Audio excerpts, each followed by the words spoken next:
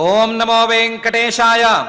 ఉరగేంద్రాధిశయన మరుదగ్న్యాది జనన గోవింద గోవింద. విశ్వాత్మనే క్రతుభిరుక్త విధైశ్చిరోక్తిభిః సంరాధితాయ సురమానవసేవితాయ చింత్యాయ సంసృతిదవాగ్నిజతాపశాంత్యై వంద్యాయ సాధుచరితైర్హృదయే నమస్తే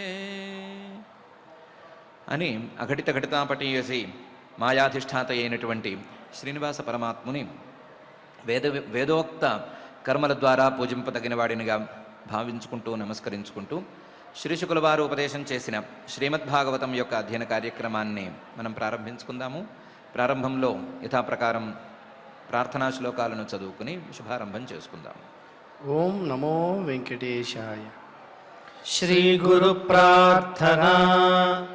గురుర్బ్రహ్మా గురుర్విష్ణుః గురుర్దేవో మహేశ్వరః గురుః సాక్షాత్ పరం బ్రహ్మ తస్మై శ్రీ గురవే నమః. శ్రీనివాస ప్రార్థనా. పుష్పమాలానుషక్తాయ పుష్పహాసాయ కుర్మహే పుష్పం హృదర్పయిత్వా తు శ్రీనివాసాయ తే నమః. అథ సంకల్పః. శ్రీమదాదివరాహ క్షేత్రే విరాజమానస్య నిత్యశుద్ధ బుద్ధ ముక్త స్వభావస్య లీలాగృహీత విగ్రహస్య శ్రీ పద్మావతీ జానేః అనుగ్రహేణ అస్మాకం సర్వేషాం బుద్ధిశుద్ధ్యర్థం విద్యాభివృద్ధ్యర్థం భక్తి జ్ఞాన వైరాగ్యాది తదనుకూల సర్వసంపత్ సమృద్ధ్యర్థం శ్రీ పరమేశ్వర ప్రీత్యర్థం శ్రీమద్భాగవత పాఠం కరిష్యామహే. అస్య శ్రీమద్భాగవత స్తోత్ర మహామంత్రస్య నారద ఋషిః బృహతి ఛందః శ్రీకృష్ణః పరమాత్మా దేవత బ్రహ్మ బీజం భక్తిః శక్తిః జ్ఞానవైరాగ్యే కీలకం అస్మాకం శ్రీమద్భగవత్ప్రసాద సిద్ధ్యర్థే పాఠే వినియోగః.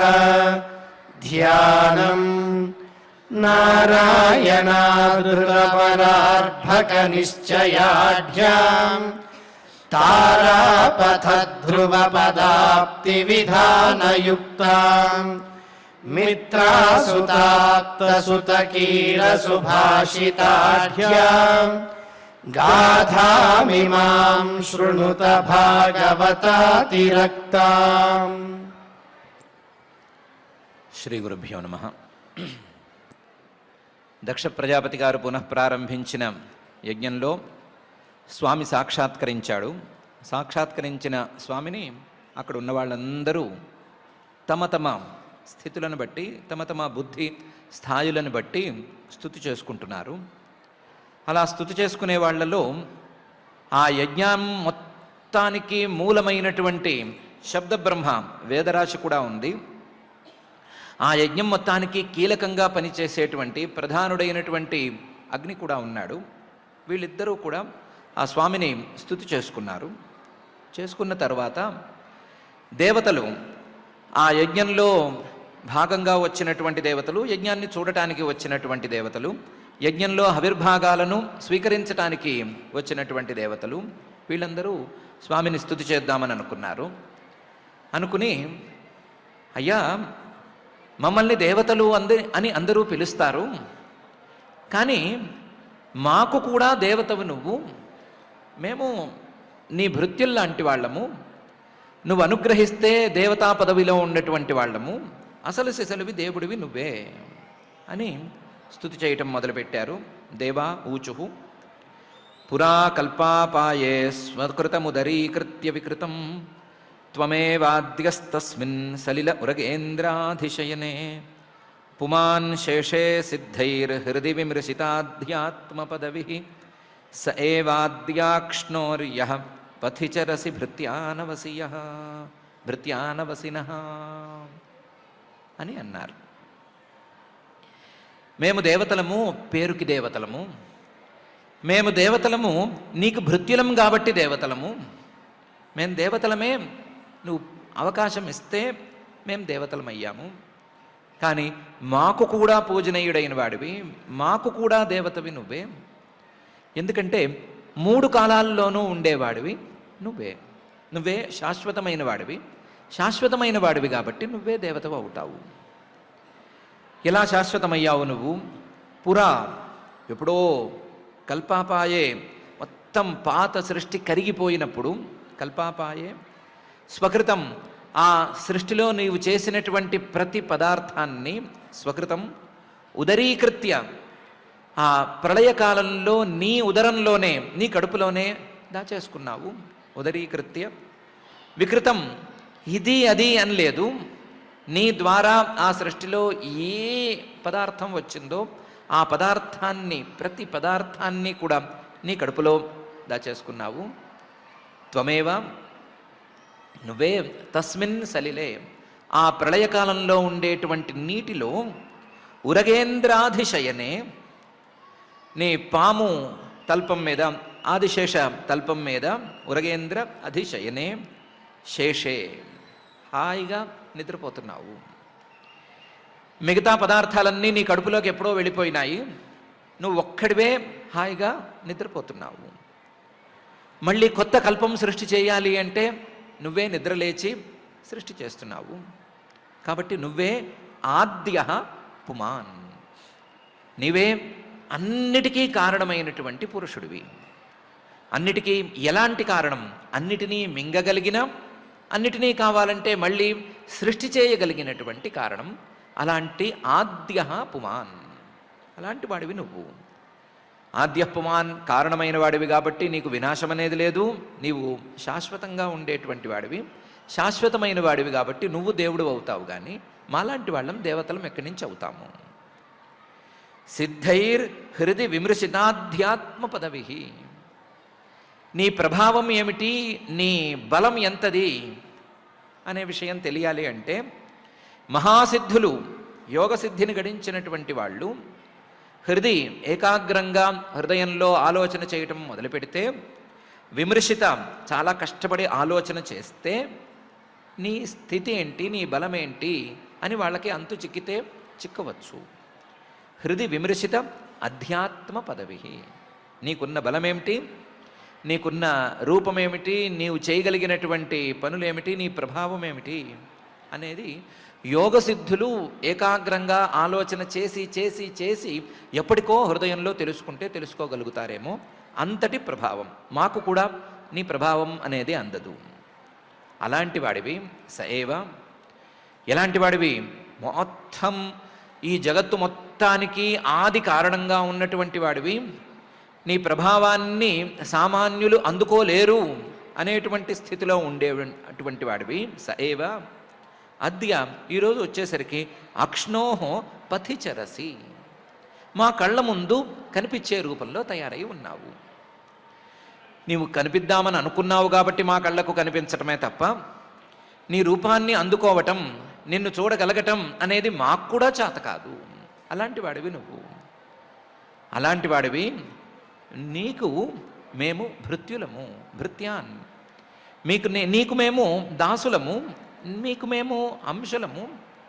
నువ్వు ఇస్తే ఈ దేవతా పదవిలో కూర్చునున్నాము. ఇలాంటి వాళ్ళని భృత్యాన్ అవసినః, మమ్మల్ని జాగ్రత్తగా నువ్వు రక్షిస్తున్నావు, మమ్మల్ని జాగ్రత్తగా చూసుకుంటున్నావు కాబట్టి మేము ఈ పదవిల్లో ఉన్నాము. లేకపోతే మాకు దేవత్వం అనేది ఎక్కడి నుంచి వస్తుంది, ఎక్కడ మిగులుతుంది ఇది అని అన్నారు. మాకు దేవత్వం అనేది నువ్విచ్చే వచ్చిందే, మాకు కూడా దేవత్వాన్ని ప్రసాదించగలిగిన వాడివి నువ్వే అసలు దేవుడివి అని వేరే చెప్పనక్కర్లేదు. దేవుడివి మాత్రమే కాదు, 3 కాలాల్లోనూ శాశ్వతంగా ఉండేవాడివి నువ్వే.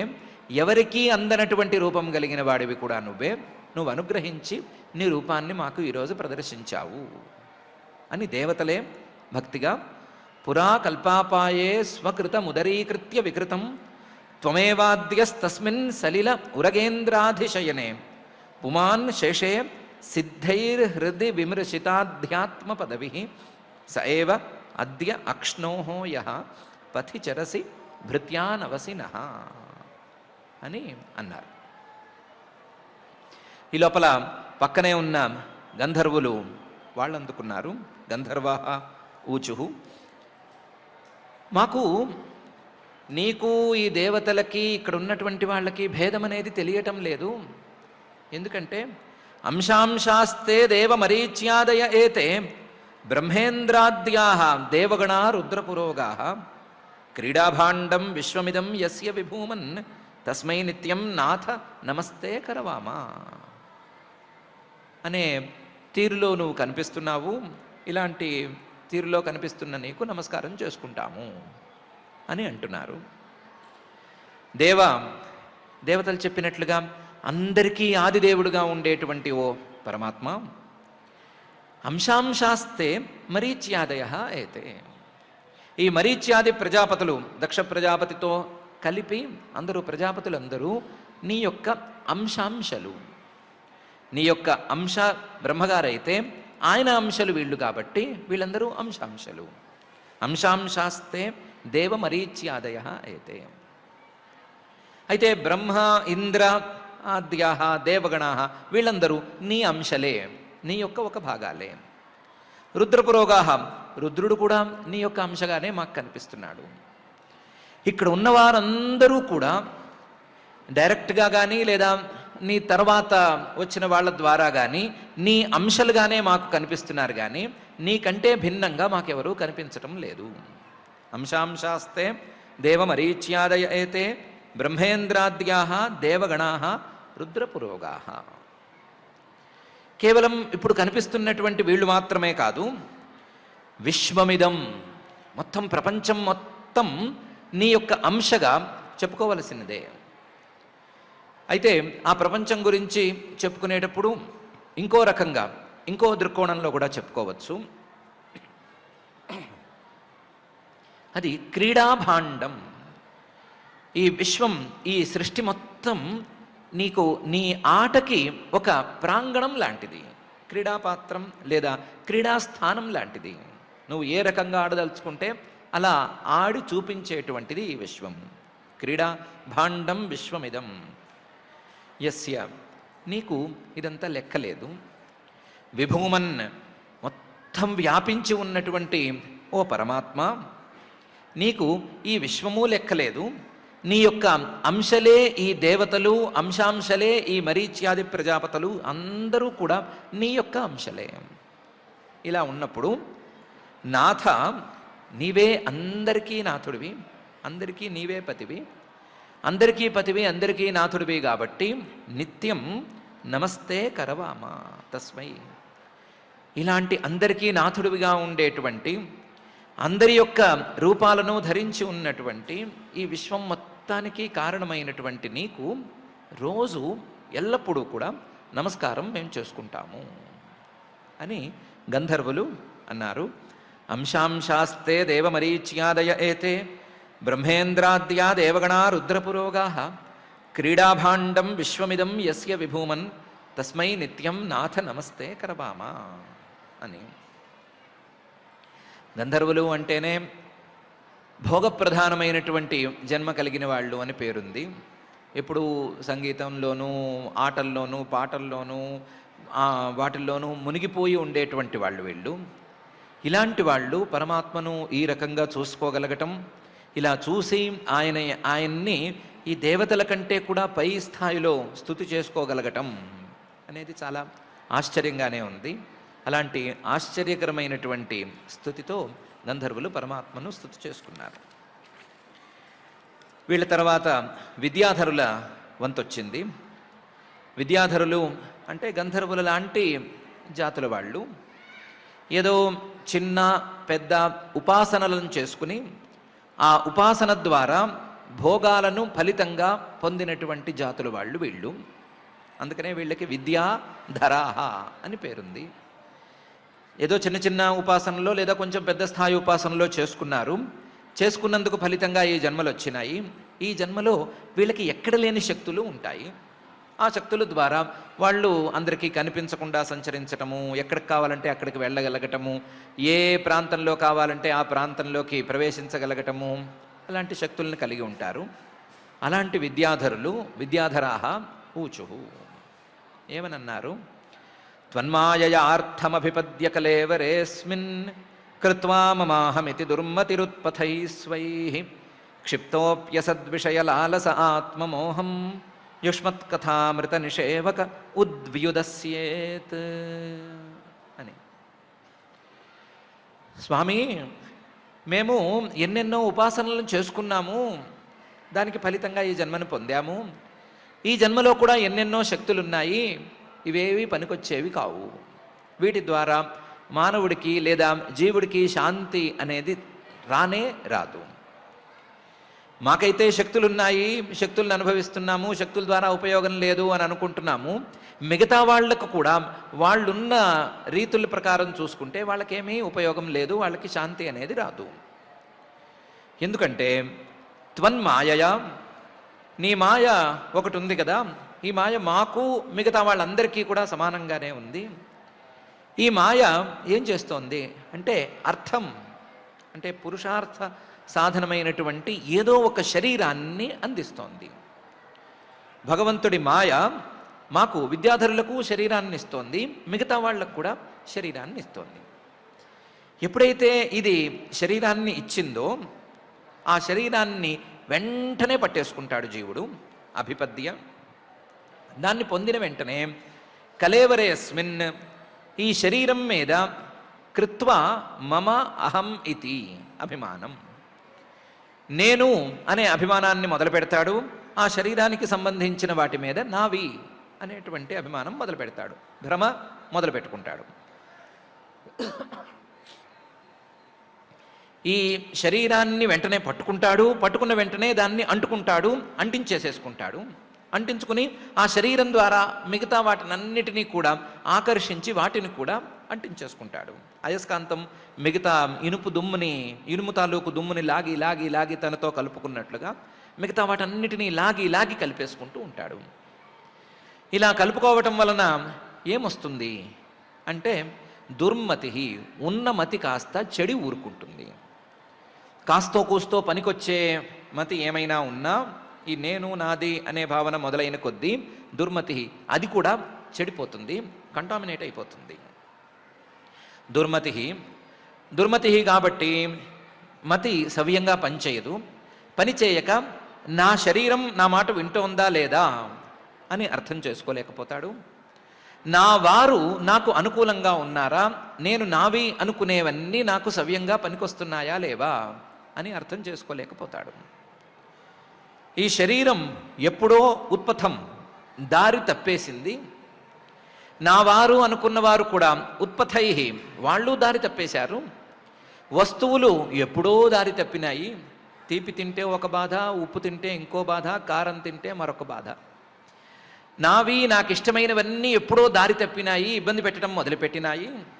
నా వాళ్ళు ఎప్పుడో చెప్పనక్కర్లేదు, ఇవన్నీ తెలుస్తూనే ఉంటాయి.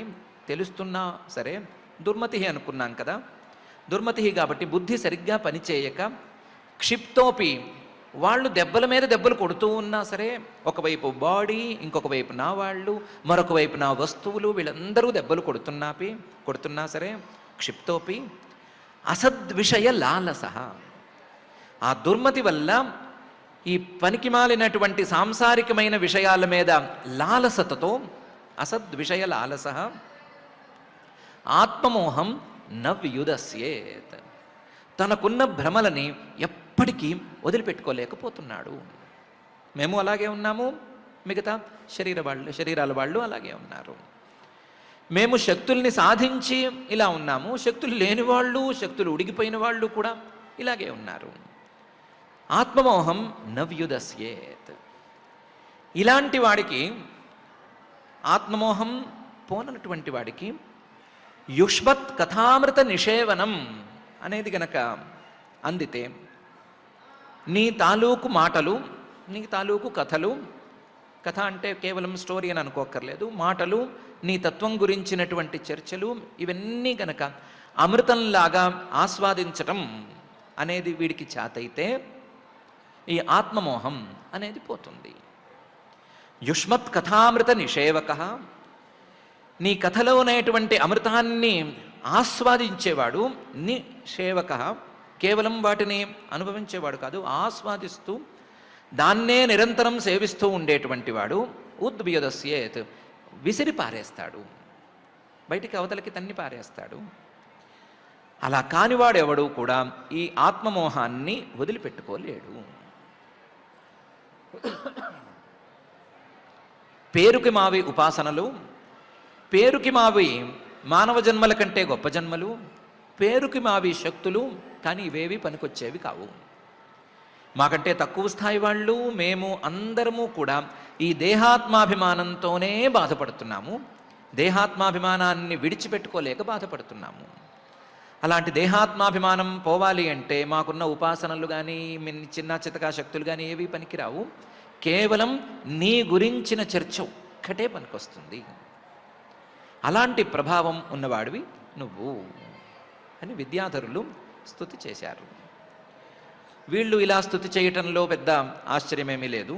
ఎందుకంటే ఉపాసనలు, వాటి ద్వారా వచ్చేటువంటి శక్తులు, ఆ శక్తుల ద్వారా వచ్చేటువంటి ప్రాబ్లమ్స్, వీటన్నిటినీ వాళ్ళు చూసిన వాళ్ళు, అన్నిటినీ ఫేస్ చేసిన వాళ్ళు కాబట్టి ఈ విద్య అంటే ఉపాసన ఇలాంటి శక్తుల్నిచ్చే ఉపాసన కాదు, పరమాత్మను అందుకునేటువంటి విద్య అసలు విద్య అని అర్థం చేసుకోవటానికి వాళ్ళకి ఎక్కువ అవకాశం ఉంది.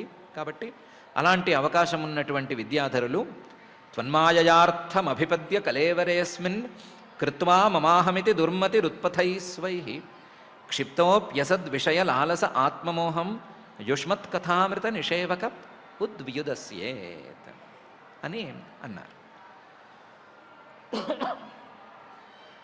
ఈ లోపల అక్కడ చేరినటువంటి బ్రాహ్మణులందరూ కలిసి పరమాత్మను 3 శ్లోకాల్లో స్తుతి చేసుకున్నారు. బ్రాహ్మణాః ఊచుః, అయ్యా త్వం క్రతుస్త్వం హవిస్త్వం హుతాశస్వయం త్వం హిమంత్ర సమిద్దర్భ పాత్రాణి చ త్వం సదస్య త్విజో దంపతీ దేవత అగ్నిహోత్రం స్వధా సోమ ఆజ్యం పశు.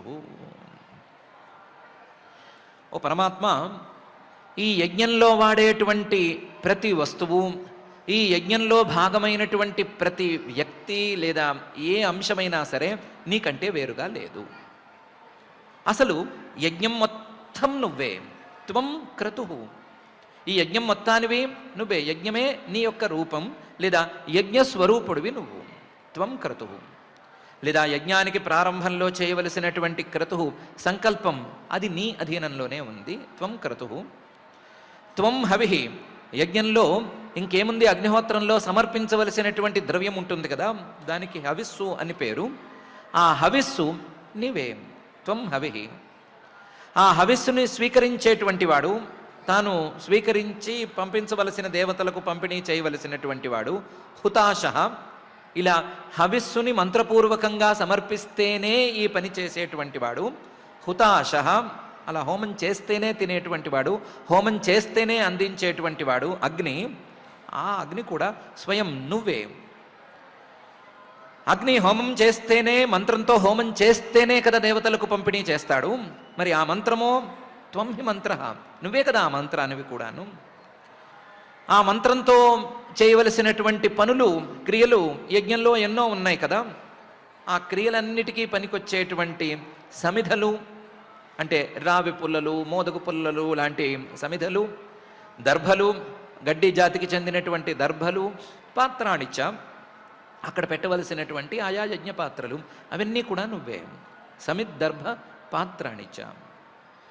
ఈ మంత్రాలను ఉచ్చరిస్తూ, ఆ పాత్రలను వాడుతూ, క్రియలను చేస్తూ, హవిస్సుని అగ్నిహోత్రంలో సమర్పించి సంకల్పాన్ని సార్థకం చేసుకోవలసినటువంటి వాళ్ళలో ఒకవైపు సదస్యులు ఉన్నారు, యజ్ఞం సరిగ్గా సాగుతోందా లేదా చూసేవాళ్ళు, చూడవలసిన వాళ్ళు ఉన్నారు. యజ్ఞంలో భాగం తీసుకుని యజ్ఞంలో పని చేసేటువంటి ఋత్విక్కులు వాళ్ళున్నారు. యజ్ఞానికి ప్రధానంగా ఉండేటువంటి దంపతి యజమాన దంపతులు, యజమానుడు పత్ని అనే ఇద్దరు ఉన్నారు. ఇది కాక ఈ అగ్నిహోత్రుడు పంపిణీ చేస్తే అందుకోవలసినటువంటి హవిర్భాగాలను అందుకోవలసినటువంటి దేవత వాళ్ళు కూడా ఉన్నారు. అగ్నిహోత్రంచ, కేవలం అగ్ని మాత్రమే కాకుండా అగ్నిని పెట్టడానికి వాడేటువంటి ఆయా వేదులు మొదలైనవి అవన్నీ కూడా ఉన్నాయి. ఇవన్నీ కూడా నువ్వే. త్వం సదస్య ఋత్విజ దంపతి దేవత అగ్నిహోత్రంచ. ఈ అగ్నిహోత్రానికి సమర్పించే సమయంలో చివరికి స్వాహ అనో స్వధా అనో వషట్ అనో ఏదో ఒక పదాన్ని ఉచ్చరించాలి. ఏ దేవతకి ఎలా చెందాలో అలా పదాన్ని ఉచ్చరించాలి. ఆ పదానివి కూడా, ప్రధానమైనటువంటి పదానివి కూడా, స్వధా అనే పదానివి కూడా నువ్వే. స్వధాకి వెనకాల ఉండే స్వాహ కావచ్చు, స్వధా కావచ్చు, లేదా వషట్ కావచ్చు, వౌషట్ కావచ్చు, ఏమైనా కావచ్చు, అవన్నీ కూడా నీవే. యజ్ఞంలో ప్రధానంగా ఉండేటువంటి సోమః, సోమలత, సోమరసం, అది కూడా నువ్వే. సోమః. ఆజ్యం, అగ్నికి ఇష్టమైనటువంటి ద్రవ్యంగా, ఈ హవిస్సులన్నిటినీ పవిత్రం చేసేటువంటి ద్రవ్యంగా ఉండేటువంటి ఆజ్యం, నెయ్యి, అది కూడా నువ్వే. ఆ యజ్ఞంలో వాడేటువంటి పశువు కూడా నువ్వే. నువ్వే క్రతువు, త్వం క్రతుః, త్వం హవిః, నువ్వే హవిస్సువి, త్వం హుతాశస్వయం, నీవే అగ్నివి, త్వం హి మంత్రః, నీవే మంత్రానివి. సమిద్దర్భ పాత్రాణి చ, సమిధలు, దర్భలు, పాత్రాలు, ఇవన్నీ కూడా నువ్వే. త్వం సదస్యర్త్విజో దంపతి దేవత అగ్నిహోత్రం స్వధా సోమ ఆజ్యం పశు, ఇవన్నీ కూడా నీవే. ఈ యజ్ఞంలో ఉండేటువంటి ప్రతి చిన్న అంశం కూడా నీ యొక్క రూపమే. నిన్ను విడిచి నీవు కాక ఈ యజ్ఞంలో ఏ భాగము లేదు అని అన్నారు. సరే, సో వాట్ అంటే దానికి చెప్తున్నారు, నీవు యజ్ఞంలో ప్రతి భాగంగా ఉండి ఈ యజ్ఞాలను ఈ ప్రపంచంలో ప్రచారం చేయటానికి పూనుకున్నావు. యజ్ఞాల ద్వారా నిన్ను అందుకోవటానికి ఒక అవకాశాన్ని కల్పిస్తున్నావు. అందుకే త్వం పురా గాం రసాయ మహాసూకరో దంష్ట్రయా పద్మినీం వారణేంద్రో యథా స్తూయమానో నదల్లీలయా యోగిభిః వియుజ్యహర్థ త్రయీగాత్ర యజ్ఞక్రతుః అని ఉంది అని అంటున్నారు. త్వం, ఓ పరమాత్మ, నువ్వు పురా, ఎప్పుడో సృష్టి ఆదిలో, మేము కూడా సృష్టి ఒక అడుగు ముందు పడిన తర్వాత వచ్చిన వాళ్ళము. సృష్టి ఆదిలో గాం, భూమిని, రసాయాహ, ఆ భూమి ఎక్కడో పాతాళం కింద ఉండేటువంటి అవ్యక్త జలంలో కూరుకుపోతే, రసాయాహ, ఆ ప్రాంతం నుండి నువ్వు పైకి లేపావు. ఎలా లేపావు? మహాసూకర, పెద్ద వరాహ రూపాన్ని ధరించావు. వరాహ రూపాన్ని ధరించి దంష్ట్రయ, నీ కోర పళ్ళతో వియుజ్యహర్థ, పైకి లేపావు. దంష్ట్రయ వియుజ్యహర్థ. ఆ ప్రయత్నంలో నువ్వేమీ పెద్దగా శ్రమపడినట్టు లేదు. ఎలా అంటే పద్మినీం వారణేంద్రో యథా, చెరువులోకి దిగినటువంటి ఏనుగు ఆ చెరువులో ఉండే తామర పువ్వుని ఎంత అవలీలగా పైకెత్తుతుందో అలాగే అవలీలగా పైకెత్తావు. పద్మినీం వారణేంద్రో యథా. నీ ప్రభావాన్ని చూసి యోగులందరూ కూడా, యోగిభిః స్తూయమానః, యోగులందరూ స్తుతి చేస్తుంటే ఆ స్తుతులన్నిటినీ శ్రద్ధగా వింటూ ఈ పనిచేశావు. మీరందరూ స్తుతులు కట్టేయండి, నాకు డిస్టర్బ్ అవుతోంది అనేమీ లేదు. స్తుతులన్నీ వాళ్ళు చేస్తూనే ఉన్నారు. అన్నిటినీ శ్రద్ధగా వింటూ నవ్వుకుంటూ అవలీలగా చేశావు. నదన్ లీలయ, నువ్వు కూడా ఏదో మాట్లాడుతూనే ఉన్నావు. లీలగా, అవలీలగా ఈ పని చేశావు. వియుజ్యహర్థ. దీన్ని బట్టి తెలుస్తోంది ఏమిటి అంటే, యజ్ఞానికి ప్రధానమైనటువంటి భూమిని నేను సంరక్షిస్తాను. ఆ భూమిని యజ్ఞార్థం ఈ మానవులందరూ వాడుకోవలసింది అని నువ్వు సందేశం ఇవ్వదలుచుకున్నావు అని తెలుస్తోంది. మరి యజ్ఞానికి కావలసినటువంటి భూమిని రక్షిస్తే, లేదా భూమిని యథాస్థానంలో ఉంచితే, యజ్ఞానికి కావలసినటువంటి జ్ఞానాన్ని, విద్యని, మంత్రాలని ఎలా అందిస్తున్నావు అంటే, త్రయీగాత్ర, వేద శరీరుడివిగా, శబ్దబ్రహ్మగా నీవే ఆ విద్యను, ఆ జ్ఞానాన్ని కూడా అందిస్తున్నావు. ఇలా అందిస్తూ యజ్ఞక్రతుగా నువ్వు తయారై ఉన్నావు. యజ్ఞ క్రతు, యజ్ఞాలు అంటే ఒక రకంగా యూపం ఉండి చేసేటువంటివి, క్రతువులు అంటే యూపం లేకుండా చేసేటువంటి కర్మలు అనే భేదం కనుక పెట్టుకున్నట్లయితే యజ్ఞాల రూపంలోనూ క్రతువుల రూపంలోనూ నీవే కొలువై ఉన్నావు. నీవు యజ్ఞ క్రతువువి ఈ రకంగా అవుతున్నావు. యజ్ఞక్రతువువి నువ్వు యజ్ఞార్థం చేసుకోవలసినటువంటి, యజ్ఞాన్ని ప్రారంభించడం కోసం చేసుకోవలసినటువంటి క్రతువు సంకల్పం, ఆ సంకల్పాన్ని కూడా నీవే అందిస్తున్నావు. అందిస్తూ యజ్ఞక్రతువుగా ఉంటున్నావు. యజ్ఞం ద్వారా, యజ్ఞం అనేటువంటి కర్మ ద్వారా నన్ను పొందవచ్చు అని అందరికీ చూపిస్తున్నావు. యజ్ఞ ఏవ క్రతుః యస్య, యజ్ఞం ద్వారా మాత్రమే నన్ను పొందగలరు, మానవులు నన్ను పొందగలరు అని చూపిస్తూ యజ్ఞక్రతువుగా నువ్వు కొలువై ఉన్నావు. యజ్ఞానికి కావలసిన వేదాలను, ఆ వేదాల ద్వారా అందవలసిన జ్ఞానాన్ని నీవే సప్లై చేస్తున్నావు. యజ్ఞానికి కావలసినటువంటి భూమిని స్వస్థానంలో నువ్వే నిలబెట్టావు. యజ్ఞానికి కావలసిన సంకల్పాన్ని నువ్వే చైతన్య రూపంతో అందిస్తావు. యజ్ఞం ద్వారా నీవే దక్కుతావు. ఇలా యజ్ఞానికి నీకు అవినాభావ సంబంధం అనేది ఒకటి ఏర్పడింది.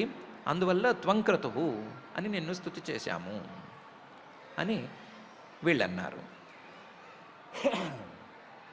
త్వం పురాగాం రసాయా మహాసూకరః దంష్ట్రయా పద్మినీం వారణేంద్రో యథా స్తూయమానో నదన్ లీలయా యోగిభిః వ్యుజ్జహర్థ త్రయీగాత్ర యజ్ఞక్రతుః అని. సరే, అయితే ఏంటో చెప్పండి అని పరమాత్మే అడిగితే అన్నారు, సప్రసీద త్వమస్మాకం ఆకాంక్షతాం దర్శనంతే పరిభ్రష్ట సత్కర్మణాం కీర్త్యమానే నృభిర్నామ్ని యజ్ఞేశతే యజ్ఞ విఘ్నాః క్షయం యాంతి తస్మై నమః అని. ఇలాంటి వాడివి కదా, అందువల్ల ప్రసీద, మమ్మల్ని అనుగ్రహించు. మమ్మల్ని అనుగ్రహించటం అనేది రెండు రకాలుగాను. ఒకటి దర్శనంతే ప్రసీద, నీ దర్శనాన్ని మాకు అనుగ్రహించు అనే తీరులో. రెండవది త్వమస్మాకం ఆకాంక్షతాం, మేము కూడా ఈ దక్ష ప్రజాపతి గారిలాగా ఎన్నో యజ్ఞాలు చేయాలి అని అనుకుంటున్నాము. ఇంకా అదేమీ ఎగ్జిక్యూట్ అవ్వలేదు. మాకు ఆ విధానాలు అవి సరిగ్గా తెలియటం లేదు, లేదా మాకు కలిసి రావటం లేదు. త్వమస్మాకం ఆకాంక్షతాం, దక్ష ప్రజాపతి గారిని ఎలాగైతే నువ్వు అనుగ్రహించావో, ఆయనకి ఆగిపోయినటువంటి యజ్ఞాన్ని మళ్ళీ ఎలాగైతే పునఃప్రారంభించావో, అలాగే మాకు కూడా యజ్ఞాలను ప్రారంభించి చివరి వరకు తోడు నిలిచి యజ్ఞాలను పూర్తి చెయ్యి. త్వమస్మాకం ఆకాంక్షతాం దర్శనం ప్రసీద, యజ్ఞ రూపంలోనూ దర్శనం ఇవ్వు, ఈ రూపంలో కూడా మాకు దర్శనం ఇవ్వు. ఎందుకంటే మేము పరిభ్రష్ట సత్కర్మణం, సత్కర్మల నుంచి మెల్లమెల్లగా బయటకు వచ్చేస్తున్నాము. సత్కర్మలు మా నుంచి దూరం అయిపోతున్నాయి, లేదా సత్కర్మల నుంచి మేము దూరం అయిపోతున్నాము. ఇలా పరిభ్రష్ట సత్కర్మణం అనే తీరులో ఉండేటువంటి మమ్మల్ని నువ్వు అనుగ్రహించాల్సిందే. మాతో కూడా ఇలాంటి యజ్ఞాలను చేయించి నీ దర్శనాన్ని అనుగ్రహించవలసిందే అని అన్నారు. అన్నీ నా నెత్తి మీదే వేస్తే ఎట్లాగా? సంకల్పము నేనే చేయించాలి, యజ్ఞ సంకల్పం అనేది నేనే పుట్టించాలి, ఆ యజ్ఞాన్ని ప్రారంభింపజేయటం అనేది నా చేతిలోనే ఉంది, చివరిదాకా నేనే నడిపించాలి అని మొత్తం బాధ్యత నా నెత్తి మీదే పెడితే ఎట్లాగా అని నువ్వు అనకూడదు. ఎందుకంటే కీర్త్యమానే నృభిర్నామ్ని యజ్ఞేశతే యజ్ఞ విఘ్నాః క్షయం యాంతి, నీ పేరు చెబితేనే, కీర్త్యమానే నృభి, ఎవరైనా సరే, మానవులు ఎవరైనా సరే నీ పేరు చెబితే, నామ్ని నీ పేరు ఒక్కసారి ఉచ్చరిస్తే సరిపోతుంది. యజ్ఞేశ, యజ్ఞానికి ఫలితం ఇచ్చేటువంటి ఓ పరమాత్మ, యజ్ఞ విఘ్నాః క్షయం యాంతి, యజ్ఞానికి వచ్చేటువంటి రకరకాల విఘ్నాలు అన్నీ కూడా పూర్తిగా పోతున్నాయి, తొలగిపోతున్నాయి. నీ పేరు చెబితేనే యజ్ఞ విఘ్నాలన్నీ పోయే మాట అయితే, నీ పేరుకే అంత మహాత్మ్యం ఉండే మాట అయితే, నీ మహాత్మ్యం గురించి వేరే ఏం చెప్పుకోవాలి? అలాంటి వాడి నెత్తి మీద బాధ్యతలన్నీ పెట్టడంలో తప్పేముంది?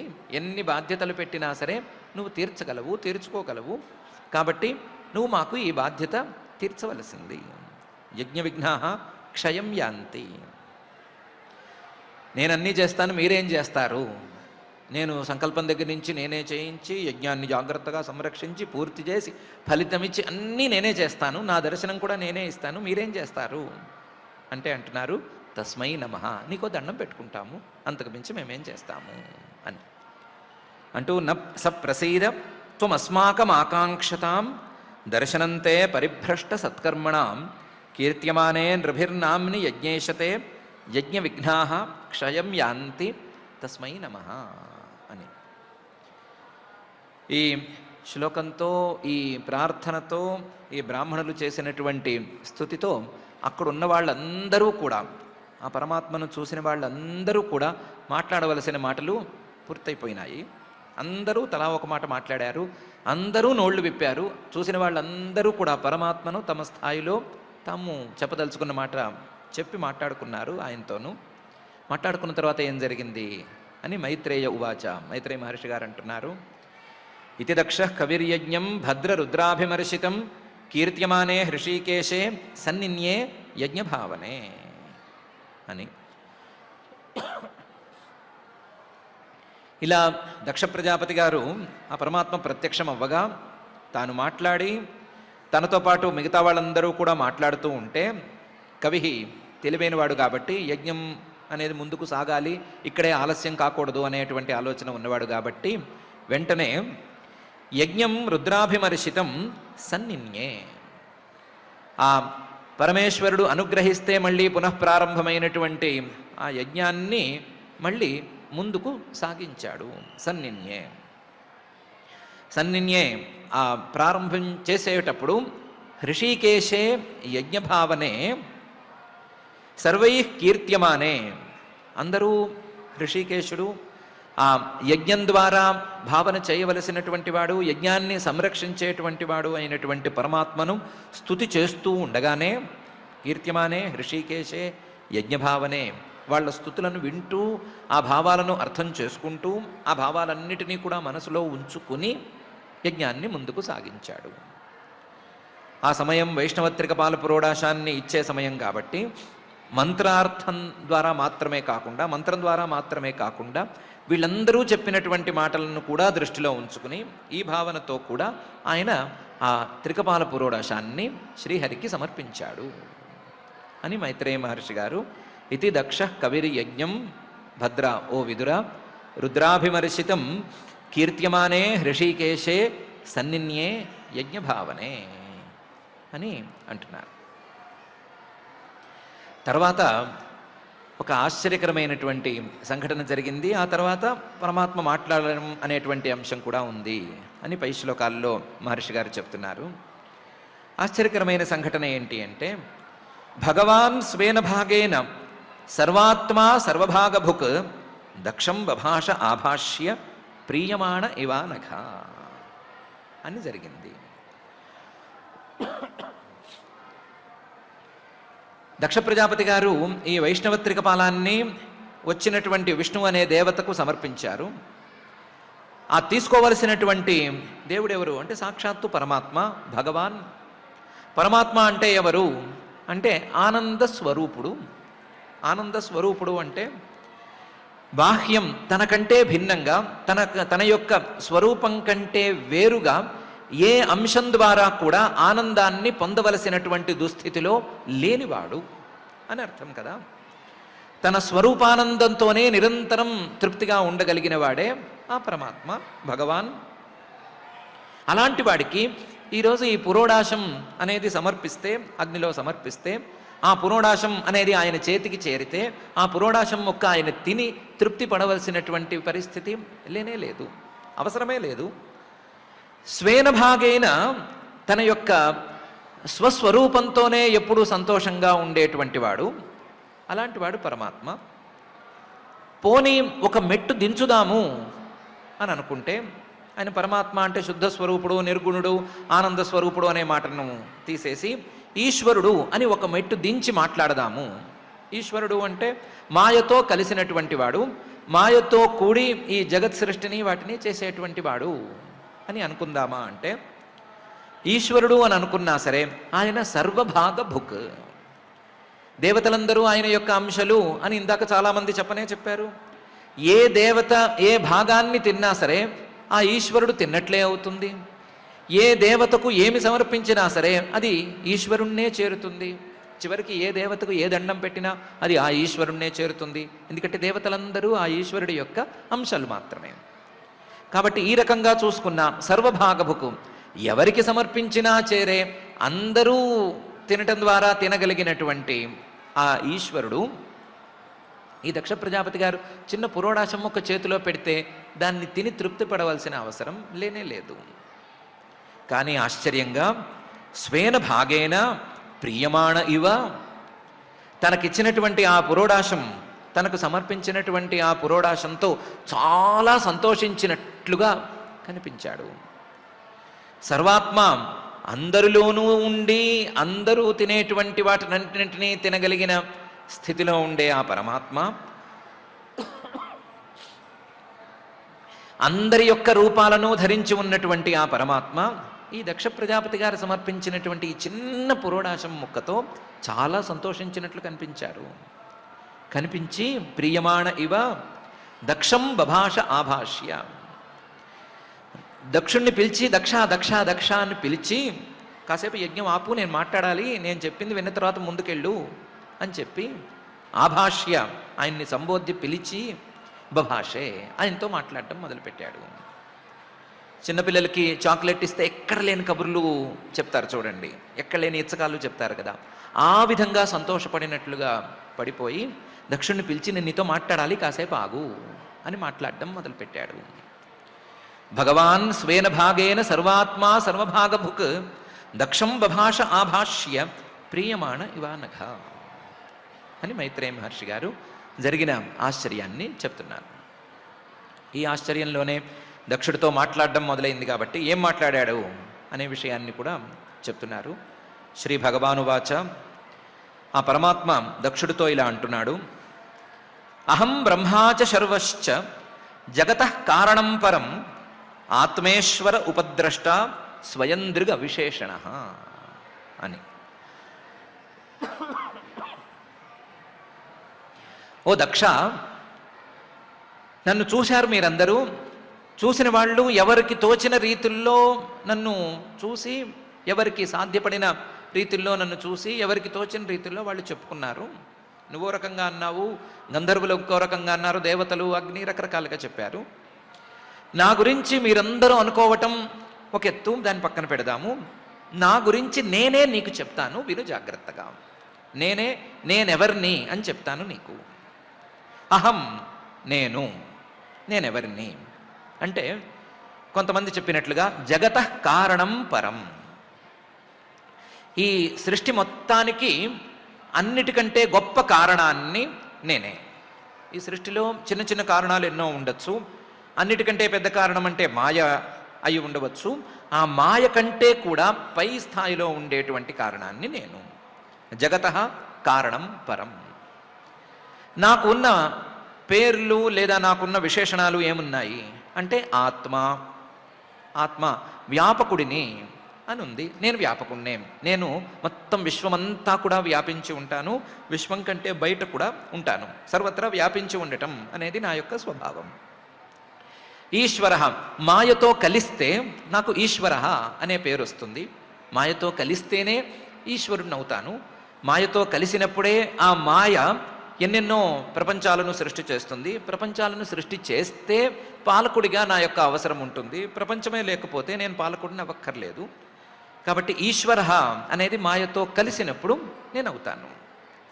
కానీ వాస్తవంగా నాకు ఈ ప్రపంచంతో కానీ మాయతో కానీ ఏ సంబంధము లేదు. వీటితో నేను అంటించుకోవలసింది ఏమీ లేదు. నేను ఉపద్రష్ట, సాక్షి స్వరూపాన్ని మాత్రమే. అన్నిటికీ దగ్గరగా ఉంటాను. ప్రతి వస్తువు దగ్గరగాను నేనే ఉంటాను. కానీ ఆ వస్తువుతో కలవకుండా ద్రష్ట, చూస్తూ ఉంటాను. ఆ వస్తువుకు దగ్గరగా ఉంటాను, అంతే తప్ప ఆ వస్తువుతో కలిసిపోను. ఉపద్రష్ట. ఈ ఉపద్రష్ట అనేటువంటి లక్షణం నాకు ఎక్కడి నుంచి వచ్చింది అంటే స్వయం దృక్. స్వయం దృక్, నేను స్వప్రకాశ చైతన్య స్వరూపుడిని. నేను నా అంతట వెలిగే అందరికీ వెలుగునను అందించేటువంటి జ్ఞాన స్వరూపుణ్ణి. నేను తప్ప ఇంకొక జ్ఞానం లేదు, నాకు మరొక జ్ఞానం లేదు. నేనే జ్ఞానస్వరూపుణ్ణి, అన్నిటికీ జ్ఞానాన్ని వెలుగుని పంచేవాడిని నేనే, నాకు ఇంకొక జ్ఞానం లేదు, నేనే వెలుగుతూ ఉంటాను. స్వయం దృక్. అవిశేషణ, నాకు ఏ ట్యాగు లేదు, నాకు ఏ విశేషణము లేదు, నాలో ఏ విశేషము లేదు, ఏ విశేషము లేనటువంటి పరిశుద్ధ స్వరూపుడిని నేను. అహం జగతః కారణం పరం ఆత్మా ఈశ్వర ఉపద్రష్ట స్వయం దృక్ అవిశేషణ. ఇది నా గురించి నేను నీకు చెప్పేటువంటి విషయం.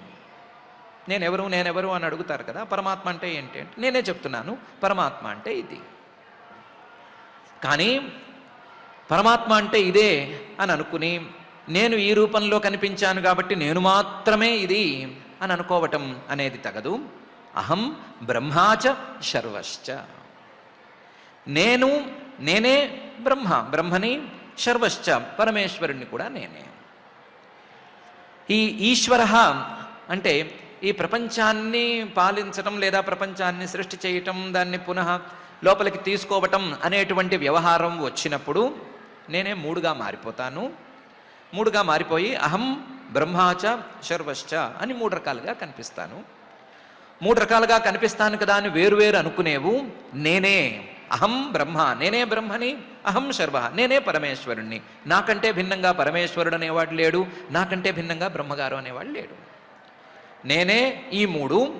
నేనే జగతః కారణం పరం, నేనే ఆత్మా ఈశ్వర ఉపద్రష్ట స్వయం దృక్ అవిశేషణ అని పరమాత్మ దక్షుడితో చెప్పాడు. దక్షుడితో కాదు, వినగలిగిన ప్రతి వాళ్ళకి కూడా ఈ మాట చెప్పాడు. అహం బ్రహ్మాచ శర్వశ్చ జగతః కారణం పరం ఆత్మేశ్వర ఉపద్రష్ట స్వయం దృక్ అవిశేషణ అని. నువ్వు చెప్పింది చాలా బాగుంది, అన్నీ నేనే అని ఓ మాటతో అంటే సరిపోదు. స్వయం దృక్ అవిశేషణ ఉపద్రష్ట పర్వాలేదు, కానీ అహం బ్రహ్మాచ శర్వశ్చ అని ఎలా అంటావు? ఒకడివే కదా నువ్వు, ఒకడివే అయి ఉండాలి కదా, ఒకడివే ఉండాల్సిన వాడివి అహం బ్రహ్మాచ శర్వశ్చ అని మూడుగా ఎందుకు కనిపిస్తున్నావు, మూడుగా ఉన్నాను అని ఎందుకు చెప్తున్నావు అని మనం అడిగితే పరమాత్మ చాలా సంతోషించి పై మాట అంటున్నాడు. ఆత్మమాయాం సమావిశ్య సోహం గుణమయీం ద్విజ సృజన్ రక్షన్ హరం విశ్వం దధ్రే సంజ్ఞాం క్రియోచితాం అని.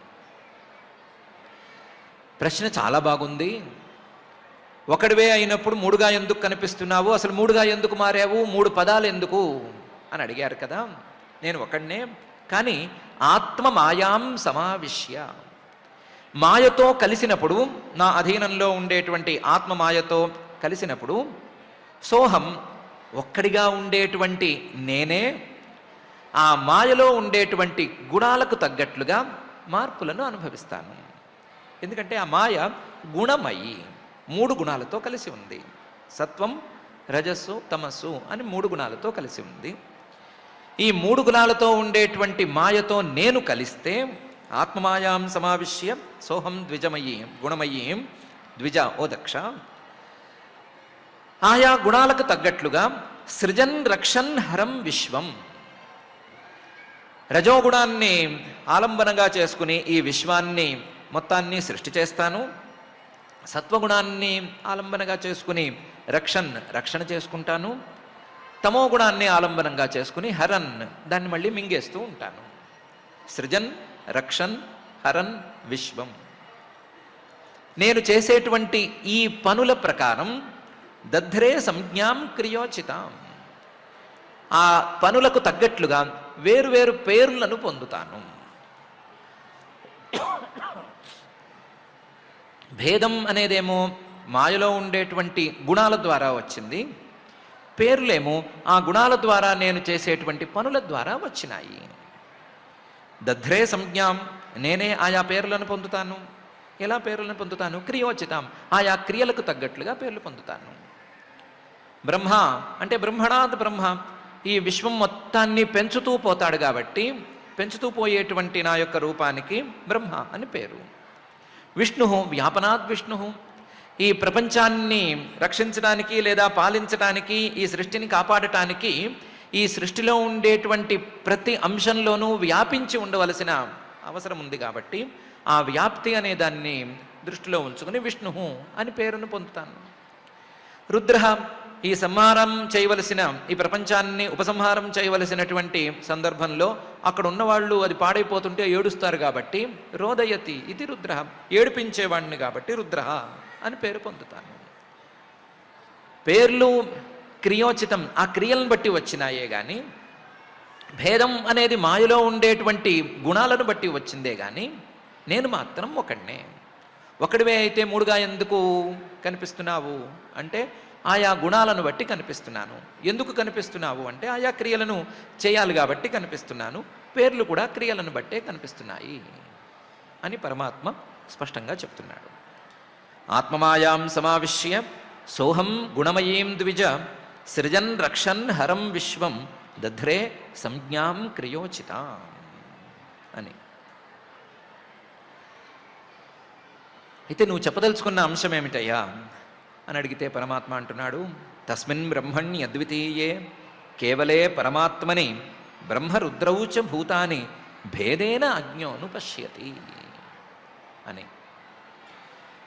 తస్మిన్, నేను ఎలాంటి వాడినో ఇప్పుడు నీకు చెప్పాను కదా, అలాంటి బ్రహ్మణి, పరబ్రహ్మనైనటువంటి నాలో అద్వితీయే, నాకంటే వేరే రెండవ వస్తువు లేనే లేదు అనే స్థాయిలో అద్వితీయంగా ఉండేటువంటి నాలో కేవలే, ఏ విశేషణము లేను, స్వయం దృగ్ అవిశేషణ అని నేను చెప్పాను కదా, ఏ విశేషణము లేనటువంటి కేవల స్వరూపంగా ఉండేటువంటి నాలో పరమాత్మని, అందరికీ కూడా ఆత్మస్వరూపంగా ఉండేటువంటి నాలో బ్రహ్మరుద్రౌచ భూతాని చ భేదేన పశ్యతి. బ్రహ్మని వేరుగాను, అలాగే రుద్రుణ్ణి వేరుగాను, లేదా మిగతా జీవుల్ని వేరుగాను, లేదా ఈ సృష్టిలో ఉండేటువంటి పంచమహాభూతాలని, ఆ భూతాల ద్వారా వచ్చేటువంటి వస్తువుల్ని వేరుగాను చూస్తున్నారు. ఎవరు చూస్తున్నారు అంటే అజ్ఞ పశ్యతి. అజ్ఞ ఏమీ తెలియనివాడు, లేదా అజ్ఞానంతో నిండినవాడు, అజ్ఞానం ఆవరిస్తే ఇబ్బంది పడుతున్నటువంటి వాడు పశ్యతి. అజ్ఞ పశ్యతి కూడా కాదు, అజ్ఞ అనుపశ్యతి. ఒకసారి చూడటం మొదలుపెట్టాడు, ఒకసారి అజ్ఞానంతో ఈ భేదం అనేది చూడటం మొదలుపెట్టాడు. ఆ భేదం చూడటం అనేది మొదలుపెట్టేసరికి సంస్కారం అనేది తయారైపోయింది. ఆ సంస్కారం తయారవ్వగా, సంస్కారం ఒకదాని మీద ఒకటి ఒకదాని మీద ఒకటి పేరుకుంటూ పోతూ ఉండగా ఆ వాసన ప్రభావం వలన అనుపశ్యతి, మళ్ళీ మళ్ళీ మళ్ళీ మళ్ళీ వాసనలు పెరగ్గా ఆ వాసనా బలంతో చూస్తూ వస్తున్నాడు. నాలో ఉండేటువంటి ఈ భేదాలను చూడటం అనేది అజ్ఞానం ద్వారా చూడటమే కానీ నాలో వాస్తవానికి ఈ భేదాలేవీ లేవు. సో ఇప్పటికైతే దక్షుడికి, నీకు సంబంధించిన వరకైతే నేనేదో విష్ణు భక్తుణ్ణి అని నువ్వు భ్రమపడ్డావు. విష్ణు భక్తుణ్ణి కాబట్టి శివుడు అనేవాడంటే నాకు లెక్కలేదని అనుకున్నావు, పరమేశ్వరుడి మీద ద్వేషం పెంచుకున్నావు, ఆయన లేకుండా నన్ను పిలిచి యాగం చేద్దాము అని అనవసరంగా భ్రమపడ్డావు. భ్రమపడి భంగపడ్డావు కూడా. భంగపడటం దాకా నీ భ్రమ వచ్చింది. భేదేన అజ్ఞ అనుపశ్యతి, నీవు అజ్ఞుడివి కాబట్టి ఇది జరిగింది. మిగతా వాళ్ళకు కూడా ఇదే పరిస్థితి. ఎవరికి వారికి భేద జ్ఞానమే ఉంటుంది, అజ్ఞానమే ఉంటుంది. వాళ్ళు భంగపడుతున్నటువంటి పరిస్థితి బయటపడటం లేదు. ఇదేదో స్టోరీగా ఉంది కాబట్టి బయటపడిపోయింది, మిగతా వాళ్ళది బయటపడట్లేదు. బయటపడటం బయటపడకపోవటం అనే తేడానే తప్ప అజ్ఞానంతో మాత్రమే భేద దర్శనం అనేది అందరికీ సమానంగా ఉంది అని పరమాత్మ అన్నాడు. తస్మిన్ బ్రహ్మణ్ణి అద్వితీయే కేవలే పరమాత్మని బ్రహ్మరుద్రౌచ భూతాని భేదేన అజ్ఞోను పశ్యతి అని. అదిలా కుదురుతుంది అంటే దానికి ఒక చిన్న ఉదాహరణ లేదా ఎగ్జాంపుల్ని కూడా పరమాత్మే చెప్తున్నాడు. యథా పుమాన్ న స్వాంగేషు శిరః పాణ్యాదిషు క్వచిత్ పారక్య బుద్ధిం కురుతే ఏవం భూతేషు మత్పరః అని. ఎవరైనా సరే ఈ బాడీ నేను అనుకుంటారు కదా, బాడీ నేను అనుకున్నప్పుడు ఈ చెయ్యి ఎవరిది అంటే నాది అంటారు. ఈ చెయ్యి నీదే కానీ నువ్వు కాదు కదా అని అంటే, నువ్వు కాదు అని అంటే ఒప్పుకుంటారా?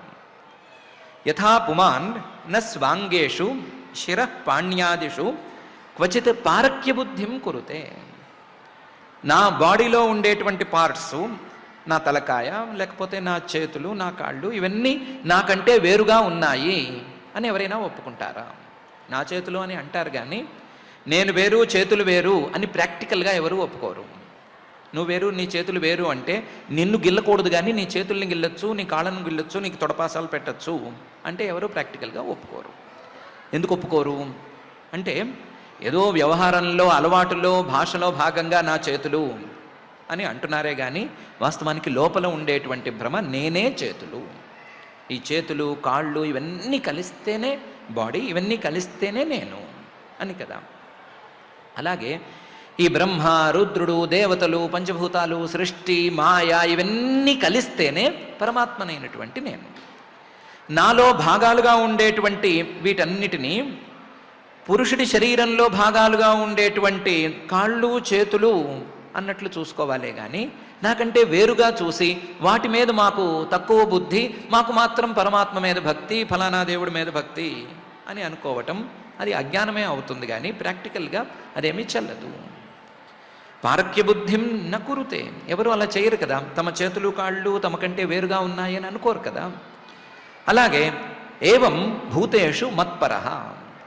నా మీదే భక్తి ఉంది అని అనుకునేవాడు, నా మీద భక్తి కావాలి అనుకునేవాడు ఎవరైనా సరే, మత్పరః నాయందే పూర్తిగా మనస్సును ఉంచుకున్నవాడు ఎవరైనా ఉంటే నాలో భాగంగా ఉండేటువంటి వీటన్నిటి మీద భేదబుద్ధిని పూర్తిగా విడిచిపెట్టాలి. భేదబుద్ధిని విడిచిపెడితేనే మత్పరః అనేది కుదురుతుంది. నా మీద భక్తి ఉంది అంటే నాతో పాటుగా ఈ రూపాలన్నిటి మీద భక్తి ఉంటేనే భక్తి ఉన్నట్లు, లేకపోతే లేనట్లే అని పరమాత్మ అంటున్నాడు. యథా పుమాన్ న స్వాంగేషు శిరః పాణ్యాదిషు క్వచిత్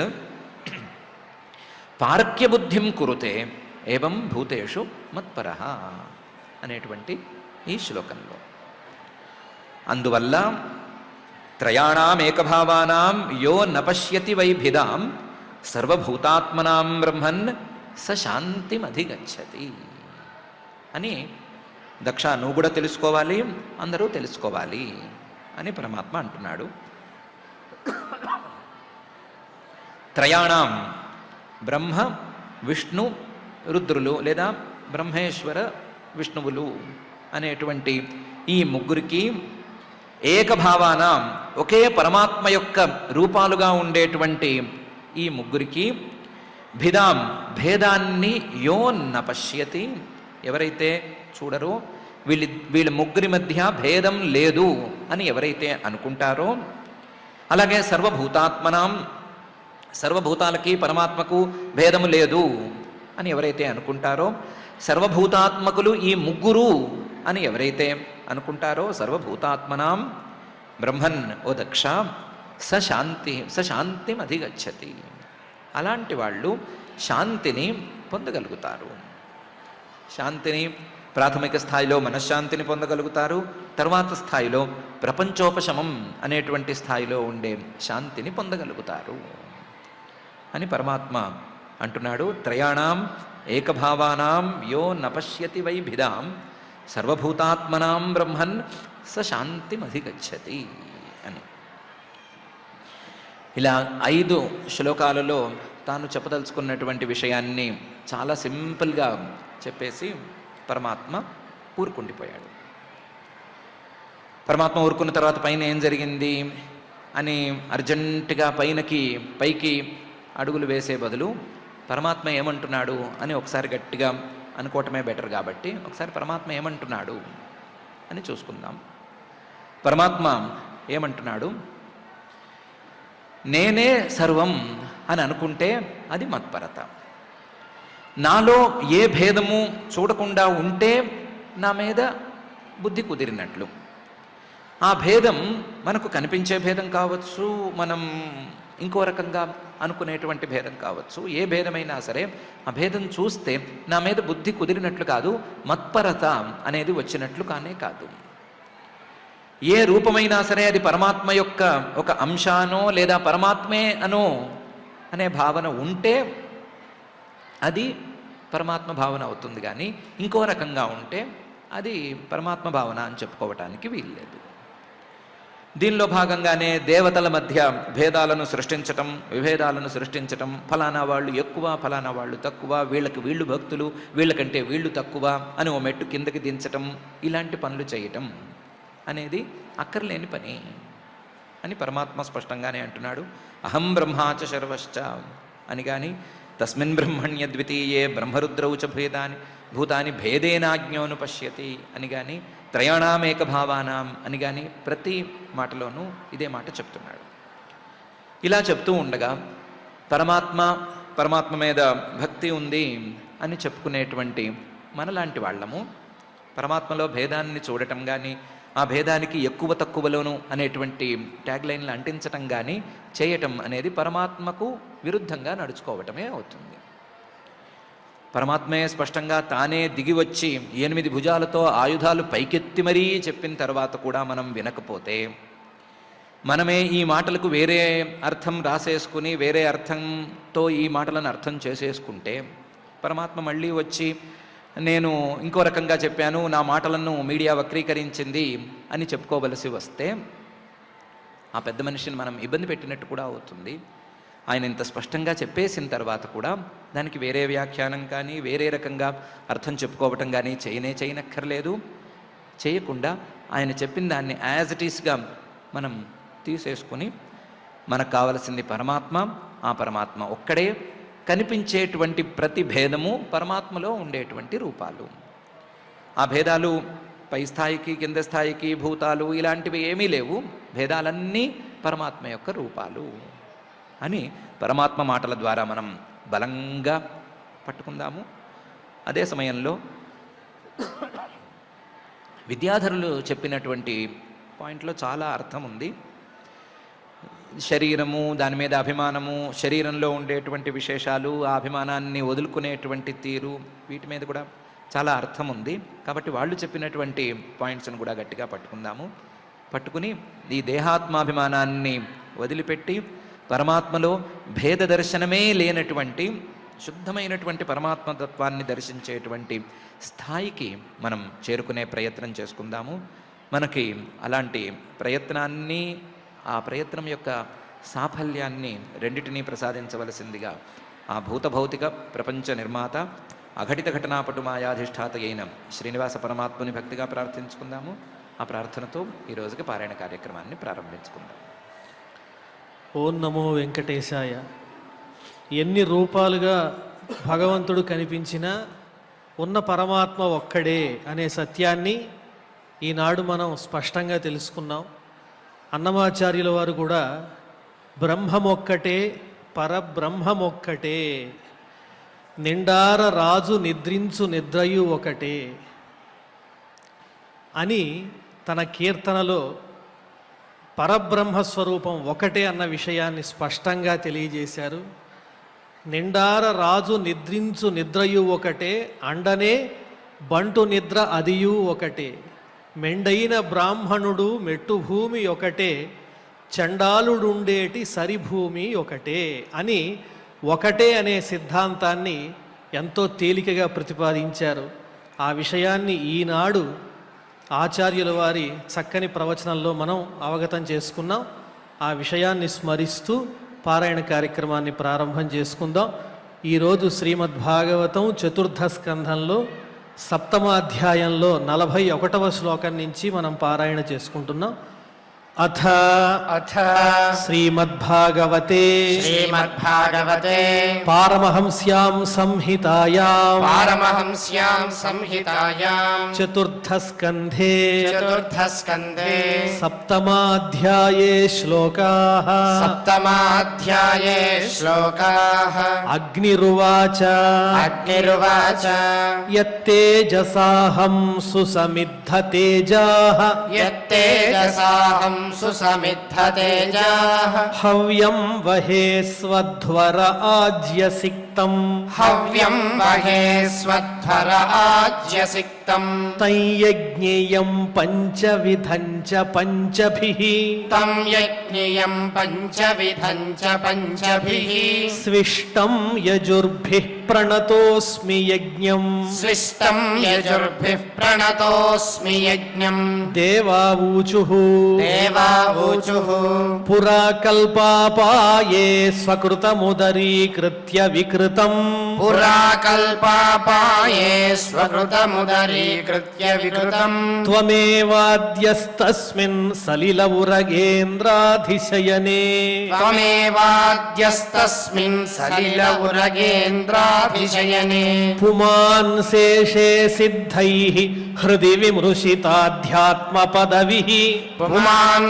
शेषे सिद्धैर्हृदि विमृशिताध्यात्मपदविः स एवाद्याक्ष्णोर्यः पथिचरसि भृत्या नवसिनः स एवाद्याक्ष्णोर्यः पथिचरसि भृत्या नवसिनः गन्धर्वा ऊचुः गन्धर्वा ऊचुः अंशांशास्ते देवमरीच्यादय एते अंशांशास्ते देवमरीच्यादय एते ब्रह्मेन्द्राद्या देवगणा रुद्रपुरोगाः ब्रह्मेन्द्राद्या देवगणा रुद्रपुरोगाः क्रीडाभाण्डं विश्वमिदं यस्य विभूमन् क्रीडाभाण्डं विश्वमिदं यस्य विभूमन् तस्मै नित्यं नाथ नमस्ते करवाम तस्मै नित्यं नाथ नमस्ते करवाम विद्याधरा ऊचुः विद्याधरा ऊचुः त्वन्माययार्धमभिपद्य कलेवरेऽस्मिन् त्वन्माययार्थमभिपद्य कलेवरेऽस्मिन् कृत्वा ममाहमिति दुर्मतिरुत्पथैः स्वैः कृत्वा ममाहमिति दुर्मतिरुत्पथैः स्वैः क्षिप्तोऽप्यसद्विषयलालस आत्ममोहम् क्षिप्तोऽप्यसद्विषयलालस आत्ममोहम् युष्मत्कथामृतनिषेवक उद्व्युदस्येत् युष्मत्कथामृतनिषेवक उद्युदस्येत् ब्राह्मणा ऊचुः ब्राह्मणा ऊचुः त्वं क्रतुस्त्वं हविस्त्वं हुताशः स्वयम् त्वं क्रतुस्त्वं हविस्त्वं हुताश स्वयं त्वं हि मन्त्रः समिद्धर्भपात्राणि च त्वं हि मन्त्रः समिद्धर्भपात्राणि च त्वं सदस्यर्त्विजो दम्पती देवता त्वं सदस्वर्त्विजो दम्पती देवता अग्निहोत्रं स्वधा सोम आज्यं पशुः अग्निहोत्रं स्वधा सोम आज्यं पशुः त्वं पुरा गां रसाया महासूकरो त्वं पुरा गां रसाया महासूकरो दंष्ट्रया पद्मिनीं वारणेन्द्रो यथा दंष्ट्रया पद्मिनीं वारणेन्द्रो यथा स्तूयमानो नदल्लीलया योगिभिः स्तूयमानो नदल्लीलया योगिभिः व्युज्यहर्धत्रयी गात्रयज्ञक्रतुः युज्यहर्थत्रयी गात्रयज्ञक्रतुः सप्रसीदत्वमस्माकमाकाङ्क्षताम् सप्रसीदत्वमस्माकमाकाङ्क्षताम् दर्शनन्ते परिभ्रष्टसत्कर्मणाम् दर्शनन्ते परिभ्रष्टसत्कर्मणाम् कीर्त्यमाने नृभिर्नाम्नि यज्ञेशते कीर्त्यमाने नृभिर्नाम्नि यज्ञेशते यज्ञविघ्नाः क्षयं यान्ति तस्मै नमः यज्ञविघ्नाः क्षयं यान्ति तस्मै नमः मैत्रेय उवाच मैत्रेय उवाच इति दक्षः कविर्यज्ञम् इति दक्षः कविर्यज्ञम् भद्ररुद्राभिमर्शितम् भद्ररुद्राभिमर्शितम् कीर्त्यमाने हृषीकेशे कीर्त्यमाने हृषीकेशे सन्निन्ये यज्ञभावने सन्निन्ये यज्ञभावने भगवान् स्वेन भागेन भगवान् स्वेन भागेन सर्वात्मा सर्वभागभुक् सर्वात्मा सर्वभागभुक् दक्षं बभाष आभाष्य दक्षं बभाष आभाष्य प्रीयमाण इवानघ प्रीयमाण इवानघ श्रीभगवानुवाच श्रीभगवानुवाच अहं ब्रह्मा च शर्वश्च अहं ब्रह्मा च सर्वश्च जगतः कारणं परम् जगतः कारणं परम् आत्मेश्वर उपद्रष्टा आत्मेश्वर उपद्रष्ट स्वयं दृगविशेषणः स्वयं दृगविशेषणः आत्ममायां समाविश्य आत्ममायां समाविश्य सोऽहं गुणमयीं द्विज सोऽहं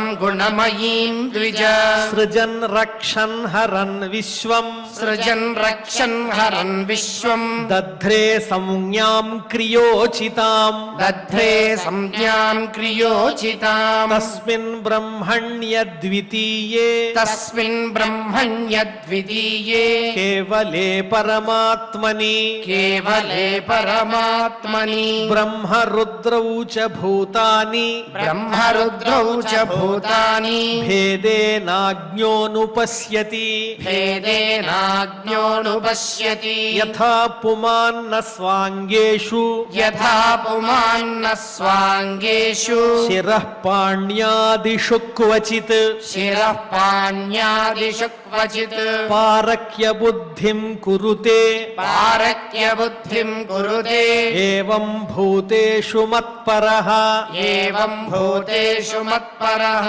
त्रयाणामेकभावानां त्रयाणामेकभावानां यो न पश्यति वैभिदाम् यो न पश्यति वैभिदाम् सर्वभूतात्मनां ब्रह्मन् सर्वभूतात्मनां ब्रह्मन् सशान्तिमधिगच्छति सशान्तिमधिगच्छति इति इति श्रीमद्भागवते श्रीमद्भागवते पारमहंस्यां संहितायां पारमहंस्यां संहितायां चतुर्थस्कन्धे चतुर्थस्कन्धे सप्तमाध्याये श्लोकाः सप्तमाध्याये श्लोकाः। ओम नमो वेंकटेशाय। नलिनाक्ष विनु भवन् मायावशंबुन देहंबुदाल्चि तद्देहमंदुन् आत्मरहं ममेत्यभिमानमुनु పొంది పుత్ర జయాగ్రహ క్షేత్ర బంధు ధనపశు ముఖవస్తు తతుల సంయోగ వియోగ దుఃఖంబులనుందుచుండు ధృతి విహీనుండు అనద్విషయాతిలాలసుడు అతి దుష్టమతియునైనట్టివాడు తవిలి భవదీయ గుణ సత్కథా విలోలుడయనేనియు ఆత్మోహంబు వలన వాసి వర్తించు విజ్ఞాన భరద కలిగి చిర దయాకార ఇందిరాచిత చోరా అని విద్యాధరాదులందరూ చేసినటువంటి స్తుతిని, ఆ పరమాత్మ స్వయంగా వ్యక్తం చేసినటువంటి పరమాత్మ తత్వాన్ని, భగవత్ తత్వాన్ని ఈనాటి శ్రీమద్ భాగవత అమృత రసాస్వాదంలో భాగంగా ఆచార్యముఖంగా మనకు అందించాడు. ఆ శ్రీనివాస పరబ్రహ్మ నిరంతరము ఈ వేదిక ప్రమాణంగా పెట్టుకుని మనకు భగవత్ తత్వాన్ని అందిస్తూ ఉన్నాడు ఆ స్వామి.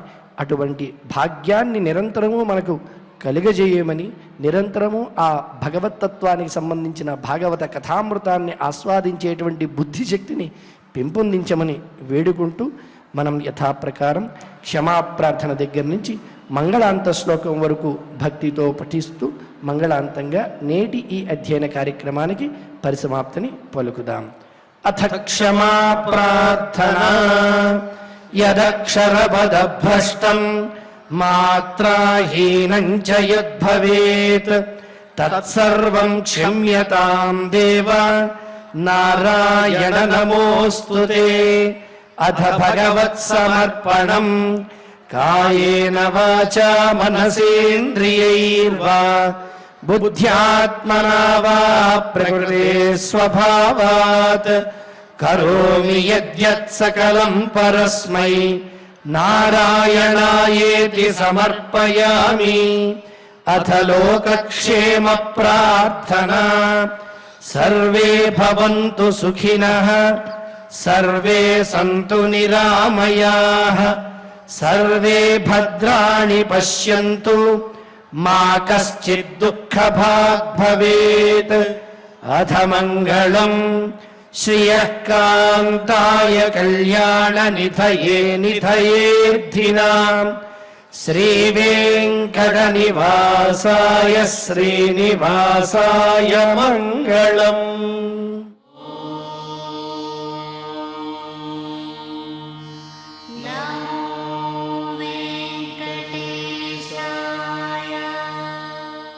పనేసియా మెరిడియన్ హాస్పిటల్స్ ప్రతి సామాన్యుడికి అందుబాటులో అంతర్జాతీయ వైద్య ప్రమాణాలతో వైద్యం, 24 గంటల అంబులెన్స్ సర్వీసుతో పాటు అత్యవసర సేవలతో ఏర్పాటైన చికిత్సా విభాగం. మా దగ్గర గుండె సంబంధిత, మూత్రపిండ, కాలేయ, కంటి జబ్బులకు, మోకాళ్ల శస్త్ర చికిత్సతో పాటు కోవిడ్-19, బ్లాక్ ఫంగస్ వంటి వైరస్లకు, అన్ని రకాల ఆరోగ్య సమస్యలకు నమ్మకమైన అత్యాధునిక వైద్య చికిత్సను అందిస్తున్న హాస్పిటల్ పనేసియా మెరిడియన్ హాస్పిటల్స్. మీ ఆరోగ్య సమస్య ఏదైనా ఇప్పుడు పరిష్కారం సాధ్యం. సంపూర్ణ ఆరోగ్యం కోసం సంప్రదించండి Panacea Meridian hospitals. Opposite Bheeramguda Kaman, RC Puram, Sangareddy district. Pin code 502032. సంప్రదించాల్సిన ఫోన్ నెంబర్ 0845524177 మరియు 7893757770.